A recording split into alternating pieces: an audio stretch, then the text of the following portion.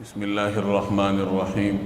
نبی کریم صلی اللہ علیہ وسلم کی ارشاد کا مفہوم ہے کہ جب افطار کرنا ہو تو کھجور کے ساتھ کیا کرو کیونکہ وہ باعث برکت ہے، اور اگر کھجور میسر نہ ہو تو پانی کے ساتھ کیا کرو کیونکہ وہ باعث طہارت ہے۔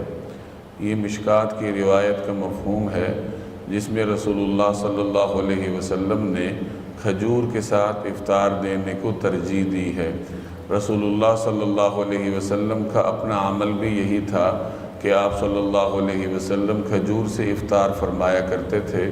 چنانچہ ایک اور روایت میں آتا ہے کہ رسول اللہ صلی اللہ علیہ وسلم تر کھجور سے افطار کرنا پسند فرماتے تھے۔ تر کھجور میسر نہ ہوتی تو آپ صلی اللہ علیہ وسلم خشک کھجور کے ساتھ افطار کر لیتے، اگر وہ بھی کسی وجہ سے نہ ہوتی تو پانی کے ساتھ روزہ افطار فرما لیا کرتے تھے۔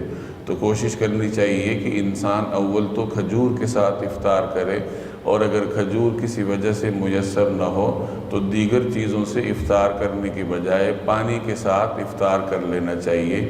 اس میں جہاں سنت کی پیروی ہے وہاں طبی طور پر بھی انسان کے بہت سارے فوائد اس میں ہیں۔ اللہ تبارک و تعالی عمل کرنے کی توفیق عطا فرمائے۔